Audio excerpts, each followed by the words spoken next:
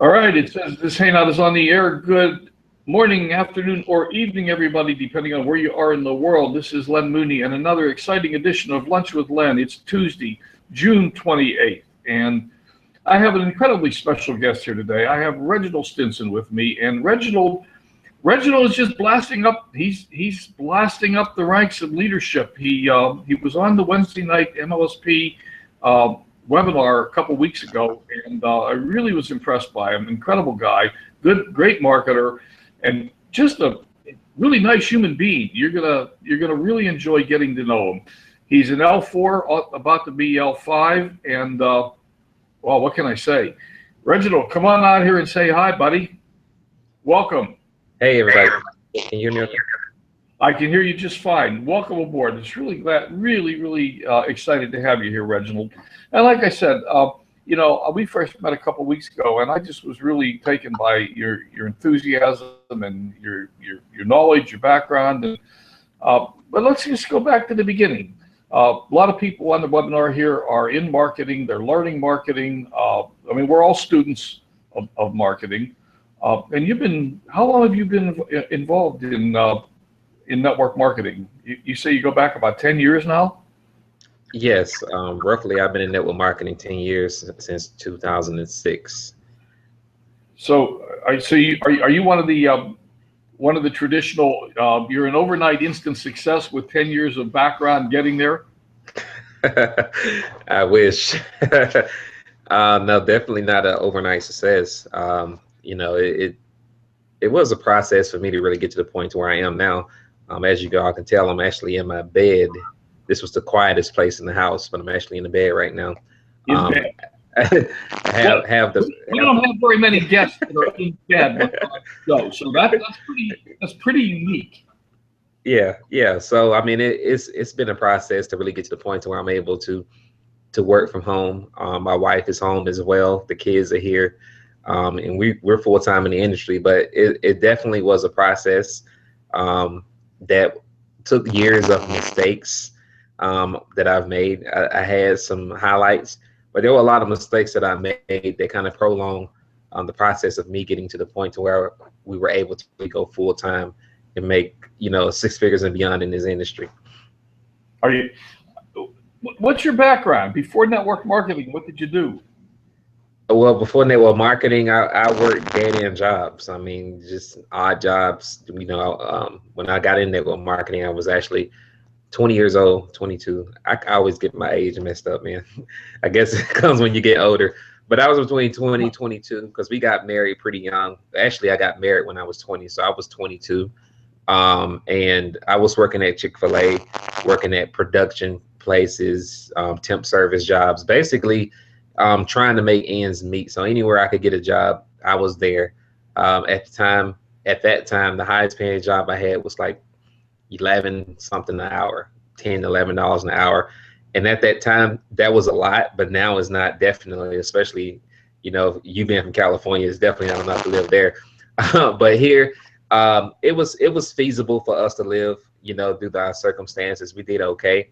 But I knew that was not the path I wanted to stay on. It was not a path that was going to allow us to create a retirement income to where we can actually retire and stay retired, that we would eventually have to go back and go to work if we were to continue down that path. So got tired of working dead-end jobs, started looking into sales positions because I knew that sales, it didn't require a college education. You didn't really have to be too smart. All you need to know how. Got tricked into getting into network marketing because I went on an interview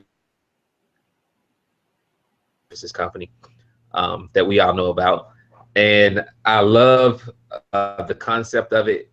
Since then, seeing those people, normally when you go to those meetings, if you ever been to one, those people pass around checks in the room.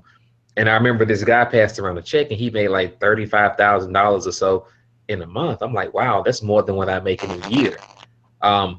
Love the concept, just didn't think the company was for me. So I ended up searching and finding another company that resonated more with me, and the rest is history from there. Wait, are you in the same company now that you searched and found back then? No, absolutely not. The first company I stayed with 3 years. Did okay. I mean, I think the most I topped out at was like 25,000 a year with that, which was good in network marketing, but it wasn't enough, especially with 3 kids now, even though I only had one back then. So it was time for me to transition from that company because I wasn't growing beyond where I was. So, you know, I definitely shift gears since then. A lot of times. Well, you know, the traditional story for so many of us is that we've been in a half a dozen different network marketing companies before we found the one that actually worked for us, or maybe it's before we found ourselves and we could figure it out. We grew into the position or the business. Is that your experience? Well, partially. I think, you know, back then I was very young and immature. So I mean, that's just the best way to describe it. I didn't really have the proper mentorship back then. So it was kind of like I was figuring things out on my own. And because I had to figure things out on my own and being young, I made a whole lot of mistakes. There were some companies I probably should have stayed with that I didn't, because I jumped prematurely because I was chasing the shiny ball thing, right? This one is coming out new, that's better, you know, and I was chasing different companies and going from company to company, and I wasn't really focused like I am now. I didn't really understand the process of how certain things work like I do now. So me being going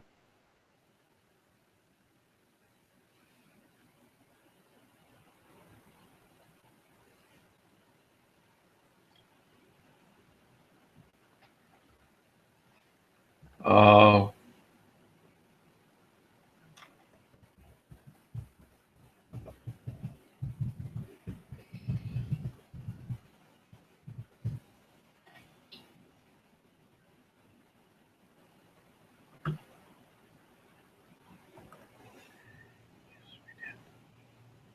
okay, there he is.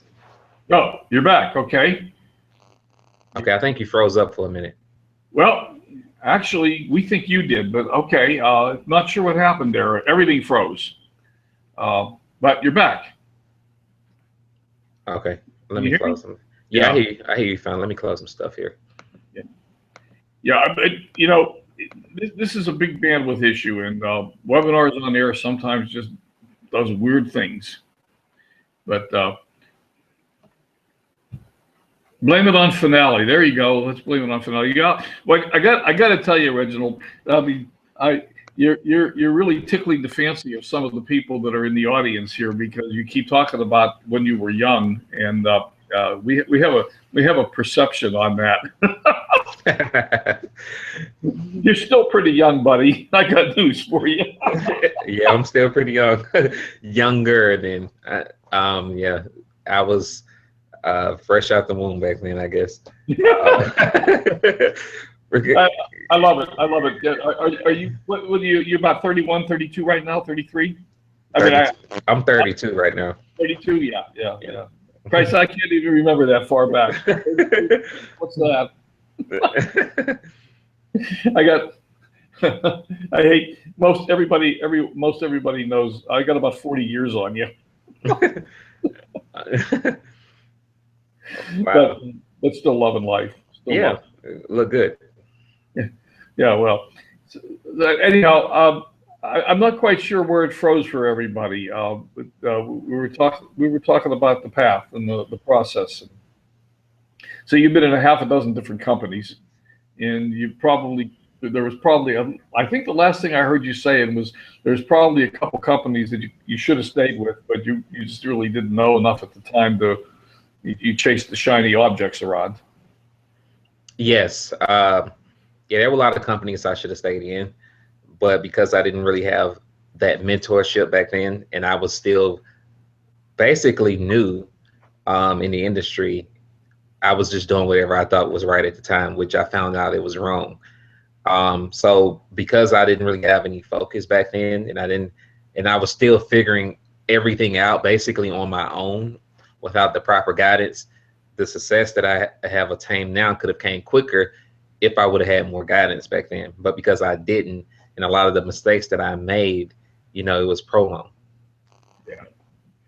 You know, I think a lot of us share that sort of background and experience. And I mean, the very first, I don't want to talk a lot about me, but the very, very first experience I had with network marketing, like so many of us, I had a family member approach me with Amway and convinced me that we were all going to be millionaires in 6 months and I should sign here. And I did. And, you know, that was back in the days when you had the stock products. So I had a garage full of soap.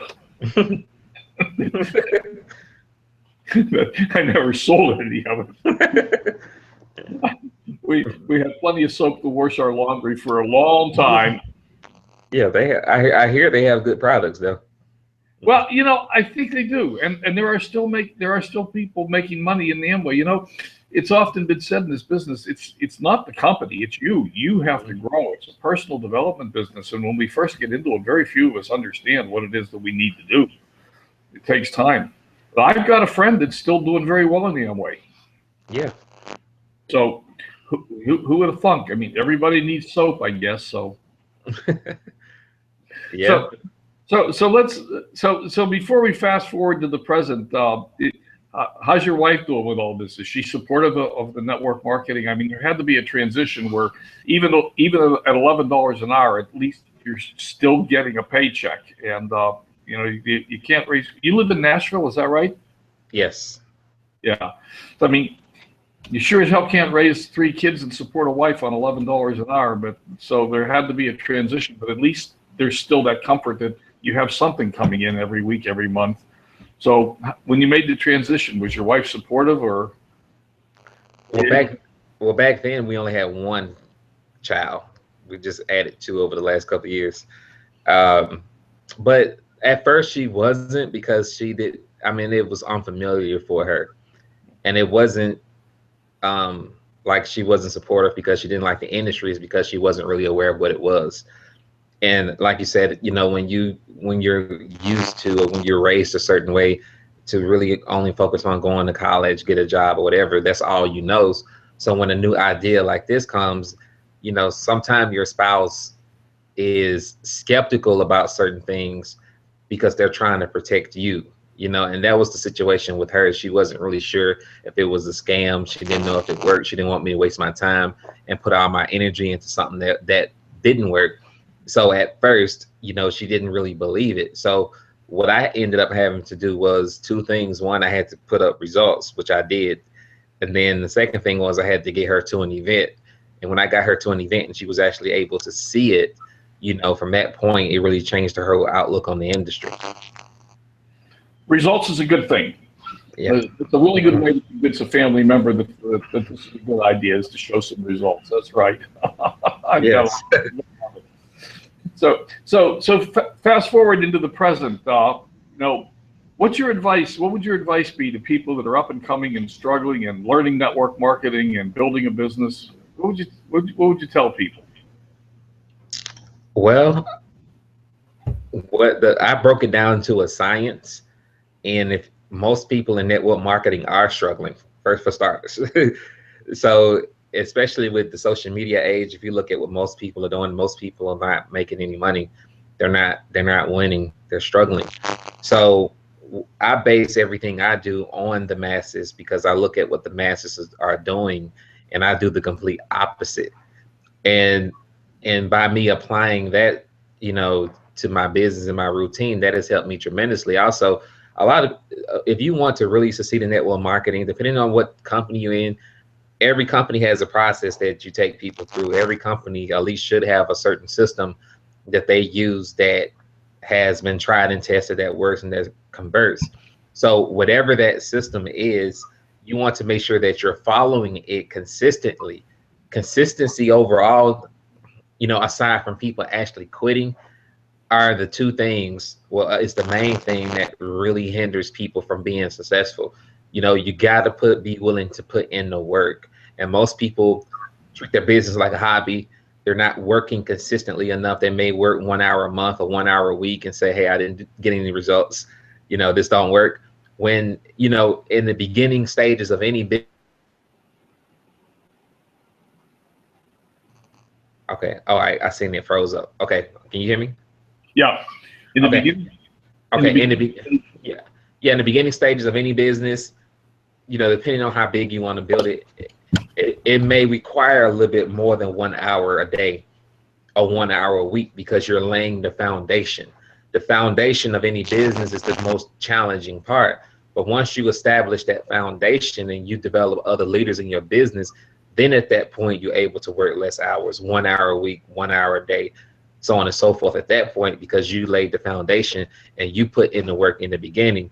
But you got to be willing to go through the trenches, be committed, be consistent through the entire process, and understand that it's not going to happen overnight for you. You cannot compare yourself to someone else's results, and you got to give yourself time to develop and become someone else than what you were when you first joined. Because most of us, when we come into network marketing or the home-based business industry, we're coming out of corporate America. We're used to working for somebody else.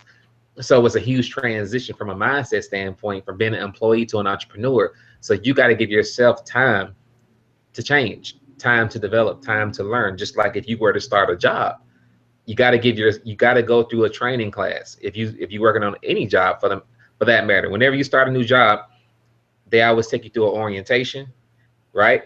And then you always have to you got to go through some type of training so that you can get well groomed what's going on, what you're doing. So the same rule applies in network marketing. Yeah, I think you've hit on a really important point, and I was just sitting here amusing myself with thinking that a lot of people are brought into the industry with what I think are false premises. They're told things like, well, you can do this in your spare time. It won't impact anything else you're doing in your life. And that's like not true. I mean, I don't think it's possible to start a business without impacting other things in your life, especially in the beginning. Correct. Yeah. You got to put in the time. It takes time. Yes, and that's a huge issue and a huge thing that a lot of people don't understand based on some people bringing people on false premises or hype just to get the sign up. But once people get in, they realize, hey, I got to work more than 1 hour a week. Yeah, well, what you do in the beginning, you do. Everyone has to be willing to put in the work in the beginning and maybe work more hours in the beginning. But once you lay that foundation and you build a solid team of leaders, then you pull back. Then you can have a 4-hour work week, at that point, because you have a foundation and you have duplication taking place in your team at that point. You just touched on one of my absolute favorite books, The 4-Hour Work Week. Yes. J-Man, Jackson Kelly, J-Man was told 16 minutes a day, literally 16 minutes a day. Is that literally what you were told, Jackson? I mean, one of the things that even bugs me, and I want to actually talk to you a little bit about what are your favorite marketing methods, but one of the things that bugs me even to this day is there's still a lot of hype out there about people are doing Facebook training, and they tell you, well, you can do this stuff in 10 minutes a day. You just got to go out there and find a few people and start conversations with them. Mm-hmm. You can't have a conversation with somebody, a meaningful conversation, in 15 minutes a day with one person, let alone with 10 different people. Correct. Anyhow, what's your favorite marketing method? If you were training people and they're on your team and they're just getting started, what would you tell them to do? Well, I guess it depends on what I'm marketing, but your primary business. Yeah, I like marketing online. I mean, because I'm able to stay in the house. Like right now, it's 95 degrees here, and I went outside to take the dog out, and I almost passed out because I had to chase him literally down the street because he took off running. So I like marketing online because I'm able to work in the bed or in my office, which is next door. Also, I'm able to reach more people faster as opposed to me doing it offline. So I do Facebook marketing, I do YouTube, I do blogging, I do solo ads. So just about anything online, I'm proficient in, and I like to have my hands in because it gives me more exposure in less time as opposed to me trying to do it any other way. Let's focus in a little bit on Facebook. What do you like to do on Facebook? What's your favorite strategy? Well, I like to create content. First of all, give value, create content, create relationships with people on there, and then once I have their interest, then at that point I'm trying to take it a step further. Either I'm trying to, obviously I'm having a conversation initially in their inbox, but then I'm moving past that and getting on the phone with them, being more personable, seeing what their needs are, seeing what their whys are, seeing what their reasons for them, looking to join the business. Why did you contact me? Creating that connection at that point. And then after I do that, then I send them, information about my business and close the sale that way. But I like to use Facebook as a point of contact to not only give value, but also to show a part of my life as well, so that people can see that I'm a real person, since we're doing business online. So I like to mix in the personal stuff, not everything personal, but some of my life alongside with the marketing.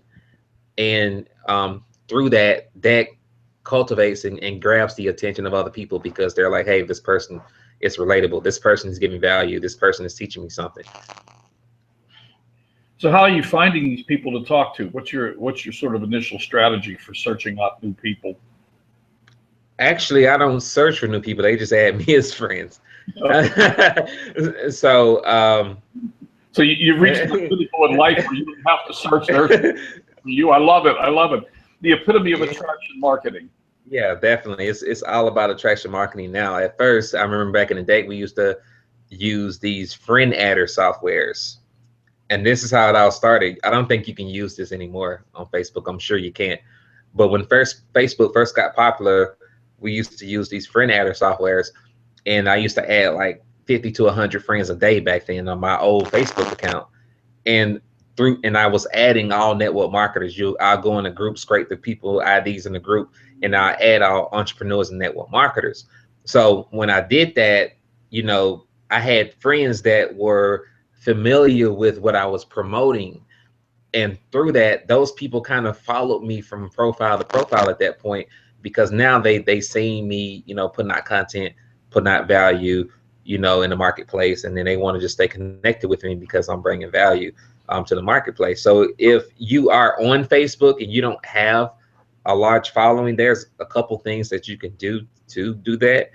One would be to associate yourself in a group that's not spam fested. There are communities out there that are not spam fested, that you can contribute to. And through your contribution to that, without you spamming, you'll have people that will want to connect with you, or maybe you'll just want to add somebody else that's not in your network marketing company. Okay.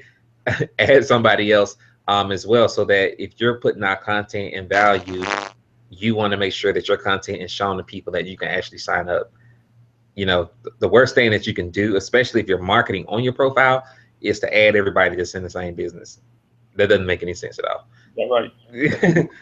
So are you marketing on your personal profile, or are you marketing off a fan page? I know you. Yeah, primarily my business page.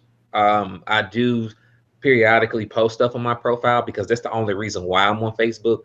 But the majority of my marketing is on my business page, fan page. Yeah. Okay. Got it. So I like your business page, but you got the picture of you there with the bow tie and the dark glasses and the suit on. I got to tell you, that picture, I'm not sure what it reminds me of, but it's a great picture. But Appreciate it. You look like, I don't know, maybe you look like you're in New Orleans about to do a jazz show or something. Yeah, that was actually taken outside. My graphic designer took me from where the picture was and put me there. Sweet, sweet, sweet. So what do you like to do in your spare time when you're not marketing? I like to trade Forex. So obviously, yeah, I spend time with the family, as much time as I possibly can. And then after that, I'm digging into becoming better. I'm not really a person that likes to go out and party. But when I got into the industry, I was more of an introvert. I don't have to be around a whole lot of people.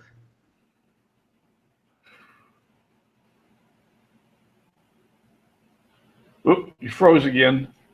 Are you back? Are you back? Trade Forex. All right. I don't know what that, I don't know if it means, I don't know if we lost him. You're coming back, Reginald? Can you hear me? I don't know. Did we lose you? Did we lose you?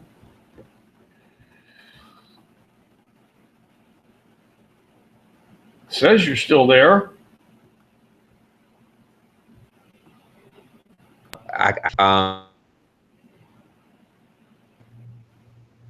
Okay, there we go. Did we lose you again for a minute or so there? Yeah, I have no idea what's going on. Yeah, I don't either, to be honest with you. It could be at my end. It could be at my end. It could be at yours. It could be somewhere in between. Yeah, I got it. Can you hear me now? Yeah, perfectly. So you're trading Forex. You spend time with your family. Yeah, I mean, I like to travel every now and then. I'm not really a person that has to go out and party every weekend. Yeah. When I came in, I was an introvert anyway. My wife is more outgoing than I am, so we balance each other out pretty well. But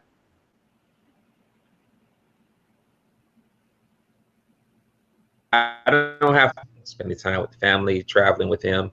But other than that, that's pretty much, I'm a pretty simple person, very simple. It's hard to be in network marketing and be an introvert, though, isn't it? You said what now? I'm sorry. You can't be an introvert in this business. No, I learned that very quickly. So I had to come out my shell a little bit. So we're going to wrap up here in just the next couple of minutes. But you mentioned transitioning to the phone.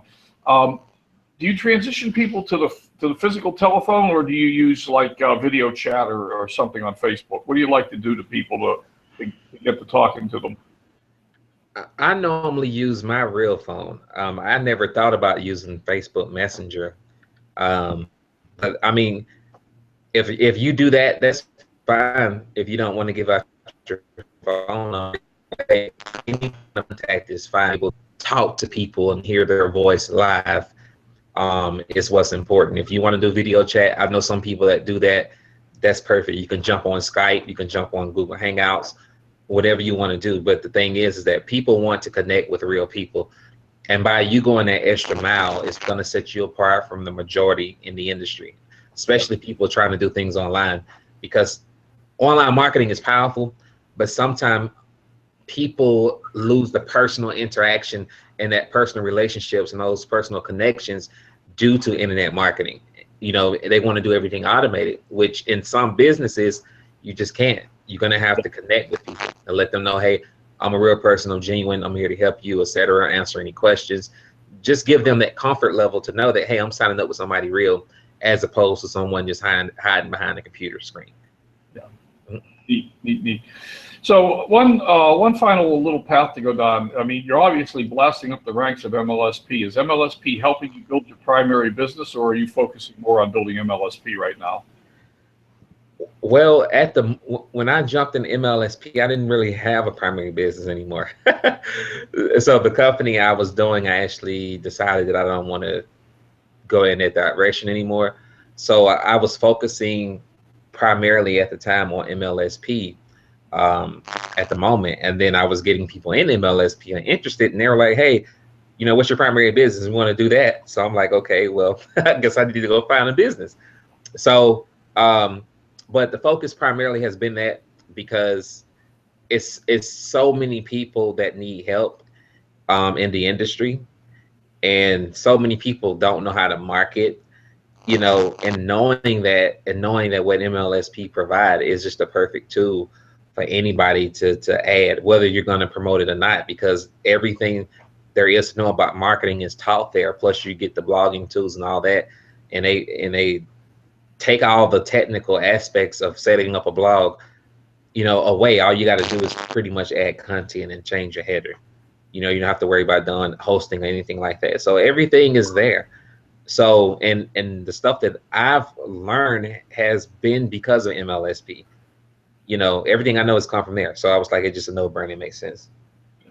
Cool. All right. Well, I put a note up in the chat to see if anybody has any questions, and I don't see any questions coming in. So we're going to wrap this thing up. And do you have any last thoughts or final words or anything you'd like to offer people? Really appreciate you being here today. I really enjoyed talking to you. Oh, likewise. Thanks for having me. And if anybody's watching this and you're looking at a platform to learn how to market online or I mean, they have offline marketing stuff as well, and you're connected to Lenny, you definitely want to connect with him and sign up with him in MLSP. It's a great community that's here to support any entrepreneur, regardless of what business you are involved in. And as you can see, he's a great guy. He's a great guy. Thanks. Hey, what's your wife's name? Her name is Sandra. Sandra. All right. Well, tell her we appreciate her taking good care of you. All right, I will definitely let her know. And thanks again for having me. She's got to be a great woman. How old are your kids? 10, 3, and 1. Okay, that's spread out. Heading into the teenage years, huh? Yeah. We wanted to wait. You know, the first one we had, but then the other ones, we wanted to wait until we were financially set to take care of them. So that's why there's a huge gap.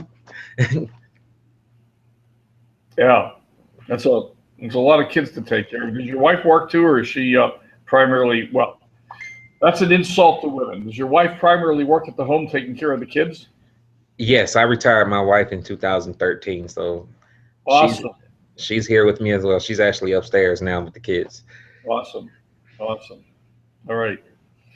All righty then. Well, I'm going to go ahead and shut it down. It's been awesome talking to you, Reginald. Thank you for coming today. I really appreciate it. Good meeting you, and good chance I'll see you in Texas. All right. Thank you. See you soon. I'm going to kill the